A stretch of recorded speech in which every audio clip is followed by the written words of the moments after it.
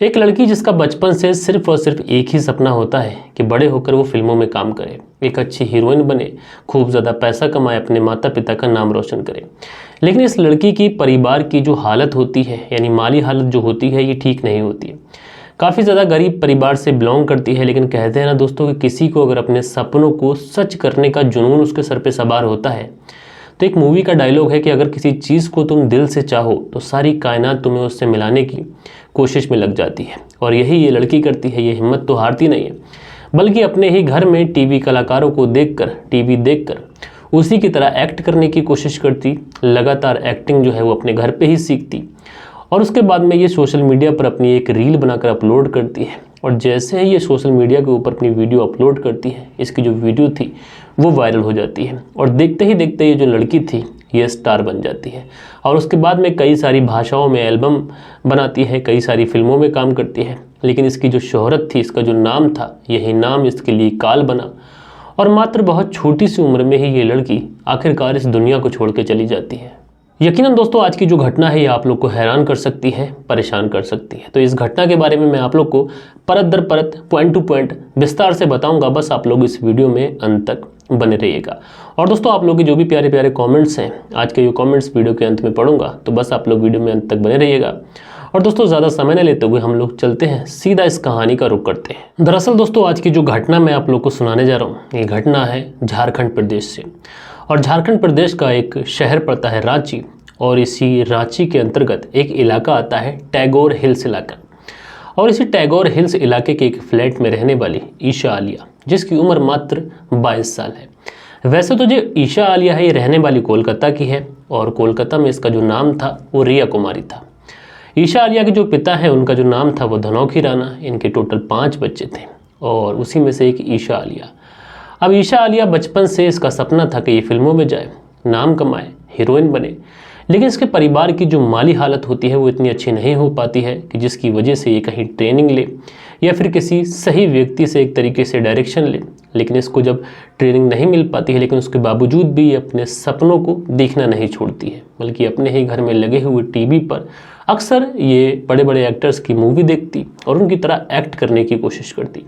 यानी एक तरीके से जो एक्टिंग का जुनून था वो ईशा आलिया के अंदर कूट कूट के भरा हुआ था। और इसीलिए ये अक्सर अपने मोबाइल से अपनी वीडियो भी शूट करती। और एक दिन ये अपने मोबाइल से अपना एक वीडियो शूट करती है और वीडियो शूट करने के बाद में ये सोशल मीडिया के ऊपर अपलोड कर देती है। अब रातों ही रात ये जो वीडियो था ये वायरल हो जाता है और यहीं से ईशा आलिया के पंख लग जाते हैं। जो वीडियो वायरल हुई थी उसकी वजह से इसकी जो फ़ैन फॉलोइंग थी, ये फ़ैन फॉलोइंग बढ़ती है। जब फ़ैन फॉलोइंग बढ़ती है तो इसका जो नाम था ये नाम भी बढ़ता है। इसका जो नाम था वो रिया कुमारी था। और इसी वजह से इसके पास अलग अलग एल्बम्स के अब ऑफ़र आने लगे थे। जब एल्बम्स के ऑफ़र आने लगे तो इसने उन एल्बम के अंदर काम भी किया। बहुत सारी एल्बम उसकी जो है हिट भी हुई। और इसी दिनों इसने कोलकाता छोड़कर अपने सपनों को एक नई उड़ान, एक नई ऊंचाई देने के लिए इसने झारखंड का रुख किया। और झारखंड फिल्म इंडस्ट्री में आके इसने बहुत सारी एल्बम, अलग अलग एल्बम में काम करना चालू कर दिया। और देखते ही देखते जो ईशा आलिया थी ये अब एक बहुत बड़ा नाम बन चुकी थी। जब एल्बम में इसे कामयाबी मिलने लगी तब इसने सोचा कि क्यों ना फिल्मों में ट्राई किया जाए। और इसी बीच इसकी जो मुलाकात होती है, ये मुलाकात होती है एक डायरेक्टर से, जो कि झारखंड फिल्म इंडस्ट्री का एक बहुत बड़ा डायरेक्टर है। उसका नाम था प्रकाश अलवेला। अब जब प्रकाश अलवेला से इसकी मुलाकात होती है तो उसके साथ में दोस्ती बढ़ती है। और उसके बाद में ये प्रकाश अलवेला के साथ में मिलकर बहुत सारी एल्बम में काम करती है, बहुत सारी मूवीज़ बनाती है। और इसी तरीके से इसकी जो तरक्की थी ये दिन ब दिन बढ़ती चली जा रही थी। अब दोस्तों ये जो ईशा आलिया थी, झारखंड इंडस्ट्री में आने के बाद में इसने अपना नाम भी बदला था, रिया कुमारी से बदलकर ईशा आलिया किया था। और इसकी जो मुलाकात जब प्रकाश अलवेला के साथ में हुई, बहुत सारी फिल्में, बहुत सारी एल्बम में काम किया। लेकिन उसके बाद में जब इससे इसकी मुलाकात हुई, दोनों का मिलना जुलना शुरू हुआ, उसके बाद में इन दोनों के बीच गहरी दोस्ती हो जाती है। और दोस्तों देखते ही देखते ये जो गहरी दोस्ती थी ये अचानक से प्यार में बदल जाती है। जब इन दोनों को एक दूसरे से बेइंतहा मोहब्बत हो जाती है, एक दूसरे से प्यार हो जाता है, तो उसके बाद में ये लोग फैसला करते हैं कि क्यों ना शादी कर ली जाए। उसके बाद में प्रकाश अलवेला और ईशा आलिया दोनों एक दूसरे से शादी करते हैं। और शादी करने के बाद में जो ईशा आलिया थी इसी रांची के टैगोर हिल्स इलाके में एक फ्लैट किराए पे लेती है और उसके बाद में ये लोग वहाँ पर रहने लगते हैं। लेकिन दोस्तों जैसे ही समय गुजरता है तो शादी के तकरीबन 1 साल के बाद में ईशा आलिया को एक बेटी भी होती है। अब इनके घर में एक बेटी आ चुकी थी, यानी ईशा आलिया अब उस बेटी के साथ में अपनी जो खुशहाल ज़िंदगी थी उसको जीना शुरू करती है। अब दोस्तों वैसे तो ईशा आलिया की ज़िंदगी में सब कुछ ठीक चल रहा था, पति के साथ में भी अच्छी बॉन्डिंग थी और जो एक बेटी हो चुकी थी उसके साथ में भी ये अच्छा समय व्यतीत कर रही थी। लेकिन इसी बीच में ईशा आलिया अपने पति प्रकाश अलवेला से एक दिन कहती है कि उसे अपने पापा के घर कोलकाता जाना है और बहुत दिन हो गए उसने अपने पापा से मुलाकात नहीं की है। लेकिन उस समय जो प्रकाश अलवेला था ये ईशा आलिया से ये कहते हुए इनकार कर देता है कि दरअसल उसने एक बहुत बड़ी मूवी का प्रोजेक्ट ले लिया है और जैसे ही वो फ्री होगा हम लोग कोलकाता चलेंगे। तो इस पे ईशा आलिया जो है वो नाराज़ होते हुए कहती है कि जब भी मैं तुमसे अपने मायके जाने के लिए कहती हूँ, अपने पिताजी से मिलने के बारे में कहती हूँ तो तुम इनकार कर देते हो। आखिर कब तुम मुझे मेरे माता पिता से मिलाने लेके जाओगे।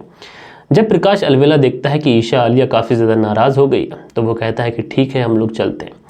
और 27 दिसंबर साल 2022 लगभग 11 बजे के आसपास रात्रि का समय था कि उस समय प्रकाश अलवेला और अपनी पत्नी और 2 साल की बेटी के लिए अपनी ही कार के साथ में ये लोग कोलकाता के लिए निकलते हैं। ईशा आलिया जो थी ये भी बहुत ज़्यादा खुश थी क्योंकि आज लंबे अरसे के बाद में ये अपने पिता के घर जा रही थी।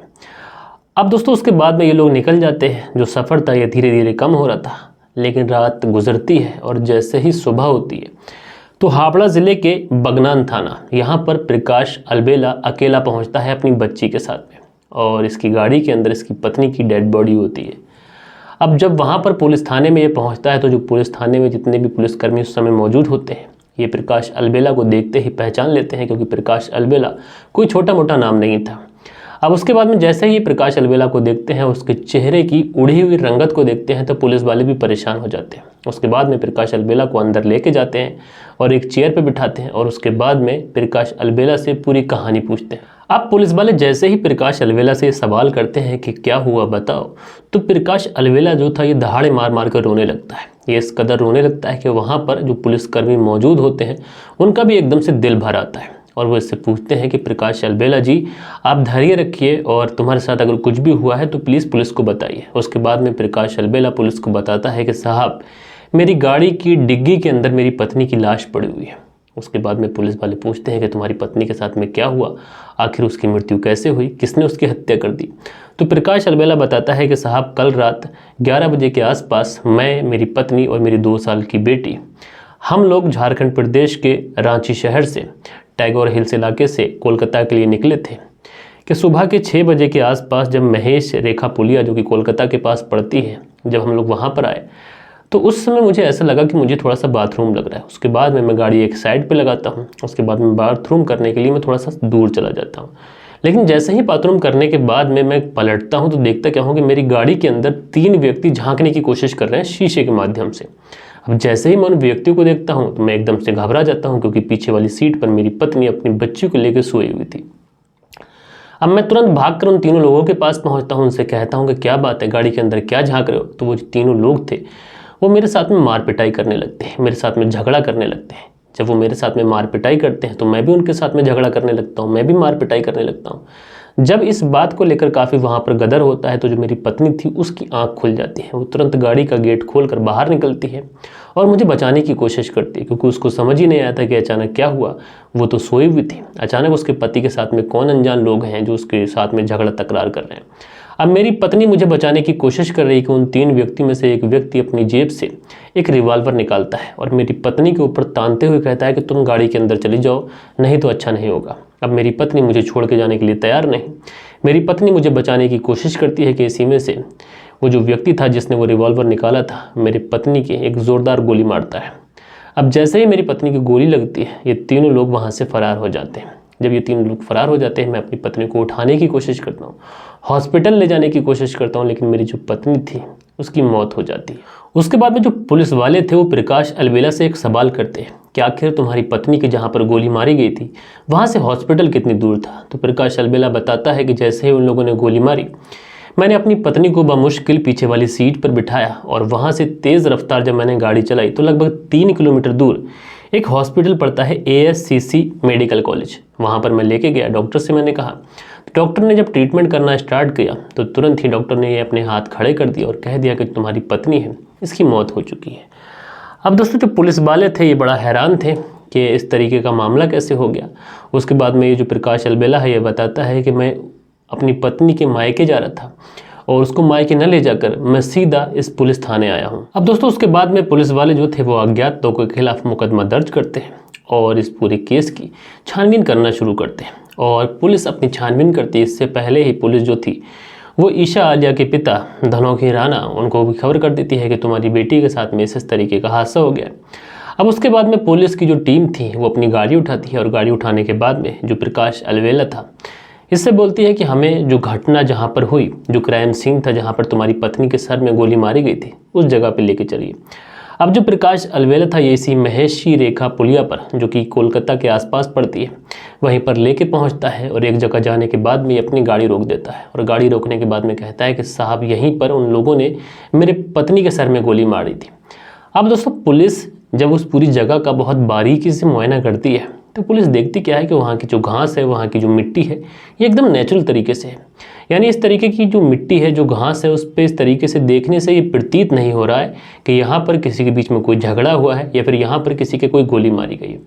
अब जब ये पुलिस पूरा मामला देखती है तो इस मामले को देखने के बाद में पुलिस को भी बड़ा अजीब सा लगता है और इसी बात को लेकर कहीं ना कहीं पुलिस को अब प्रकाश अलवेला के ऊपर ही शक हो जाता है।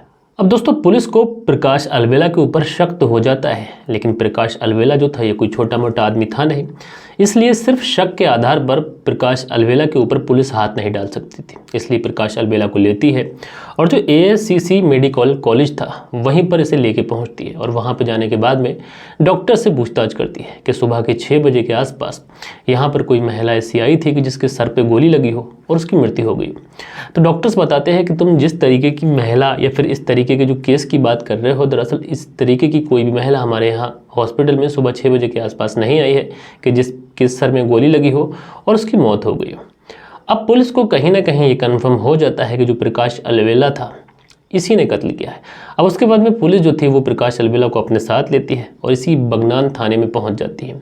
जब पुलिस बगनान थाने में पहुंचती है तो उसी समय जो ईशा आलिया के पिता थे धनौकी राणा ये भी वहां पर पहुंच जाते हैं।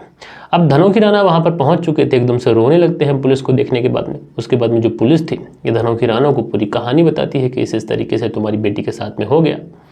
तो जो धनौकी राणा थे ये रोते हुए कहते हैं कि साहब जो मेरा दामाद है जिसका नाम प्रकाश अलवेला है ये सब कुछ झूठ बोल रहा है, बल्कि मेरी बेटी की हत्या किसी और ने नहीं बल्कि मेरे ही जो दामाद है प्रकाश अलवेला इसी ने की है। अब जैसे ही पुलिस से धनौकी राणा इस तरीके की बात कहता है तो पुलिस वाले धनौकी राणा से सिर्फ एक ही बात कहते हैं कि तुम प्रकाश अलवेला के ऊपर इल्ज़ाम लगा रहे हो, क्या तुम्हारे पास में प्रकाश अलवेला के खिलाफ कोई सबूत है? तो धनौकी राणा कहता है कि साहब मेरे पास सबूत तो नहीं है, लेकिन इतना मैं बहुत अच्छे से जानता हूँ कि जो प्रकाश अलवेला है इसने मेरी बच्ची के साथ में धोखा किया था।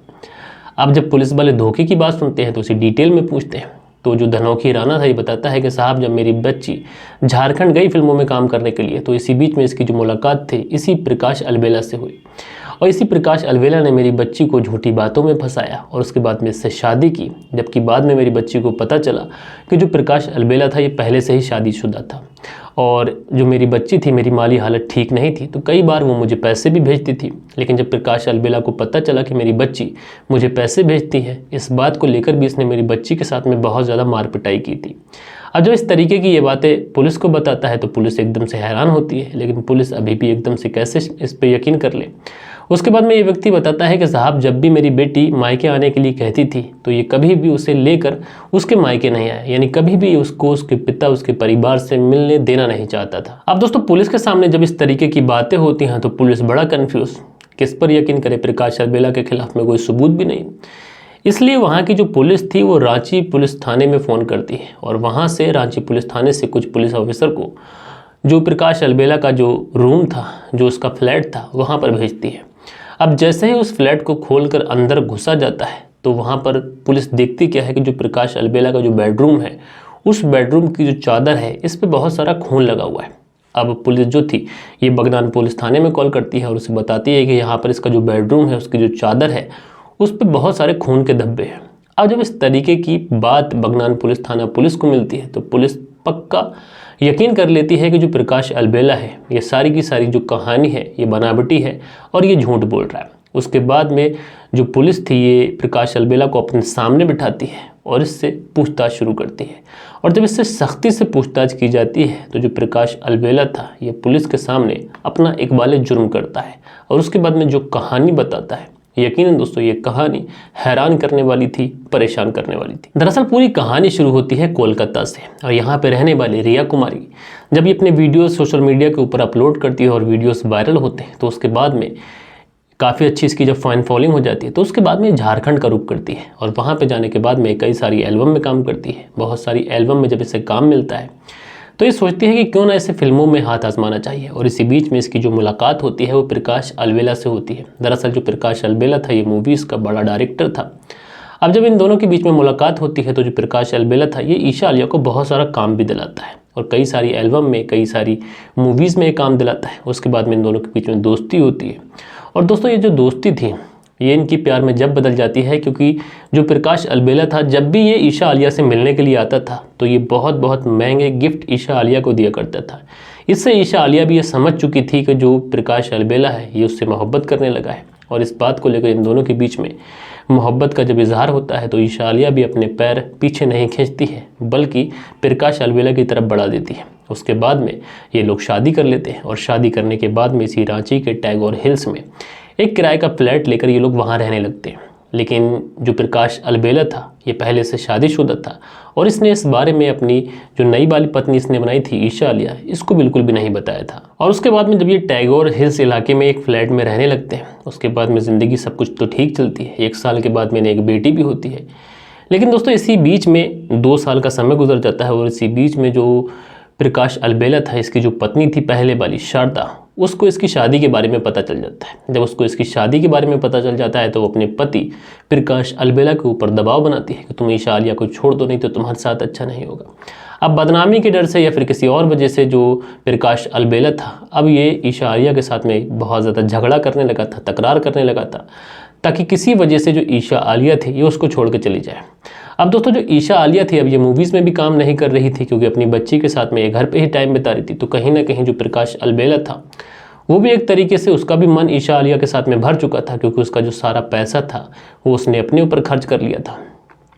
लेकिन दोस्तों जो ईशा आलिया थी अपनी बच्ची का मुंह देखती है और उसके बावजूद ये प्रकाश अलबेला के साथ में उसी घर में रहने के लिए तैयार हो जाती है। ये सोचती है कितनी भी परेशानी आएगी, कितना भी दुख आएगा वो झेल लेगी, लेकिन अपनी बच्ची की वजह से ये सब कुछ झेलेगी। अब दोस्तों इसी बीच में जो प्रकाश अलबेला था ये एक प्लान बनाता है।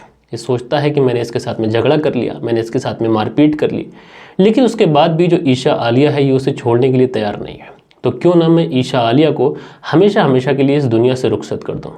अब उसके बाद में दोस्तों 27 दिसंबर साल 2022 का ये वो दिन था जिस दिन ईशा आलिया अपने पति प्रकाश अलबेला से कहती है कि उसे उसके मायके कोलकाता लेके चलो। अब जैसे ही कोलकाता जाने की बात आती है तो जो प्रकाश अलबेला था ये भी तैयार हो जाता है।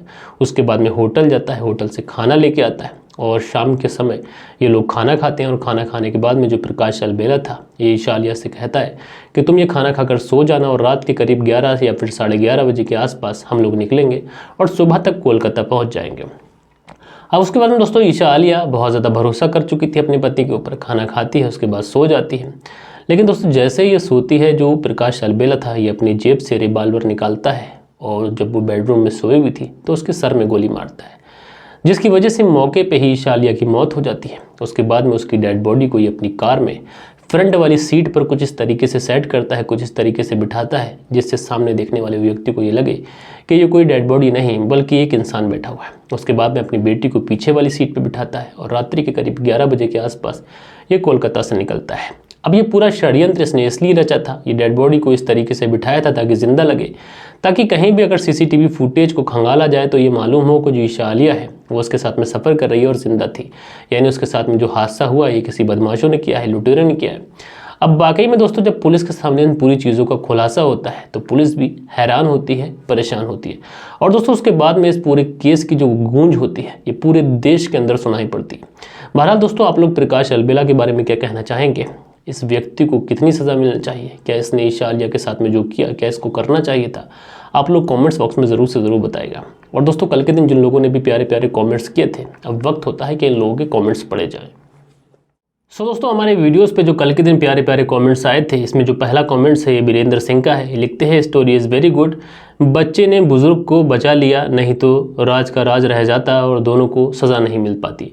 उसके बाद में जो अगला कमेंट्स है ये ज्ञान सिंह जी का है। लिखते हैं, मलिक साहब आपका कहानी सुनाने का जो अंदाज़ है ये बहुत अच्छा है। तो ज्ञान सिंह जी, मैं आपका बहुत बड़ा फ़ैन हूँ कि आप रेगुलर मेरे वीडियोस पे मेरा वीडियोस देखते भी हैं और अपना प्यारा सा कमेंट्स भी करते हैं। उसके बाद में देव कुमार जी हैं, ये लिखते हैं, बहुत अच्छा लग रहा है आपकी स्टोरी सुनाने का जो तरीका है, ये रिस्पेक्ट होती जा रही है आपकी।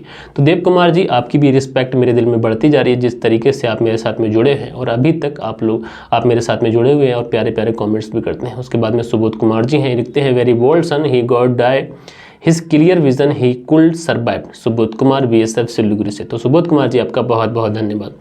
उसके बाद में फुरकान मलिक है, लिखता है, बहुत अच्छा लगते हैं भाई आपकी स्टोरी सुनाने का तरीका, थैंक यू भाई। तो फुरकान मलिक जी, आपका बहुत बहुत धन्यवाद। उसके बाद में यूज़र है, लिखते हैं, मैं मनीष प्रधान पिथौड़ा CG से हूँ और आपकी बोलने की जो शैली है ये बहुत अच्छी है, तारीफ़ किए बिना रहा नहीं जाता। तो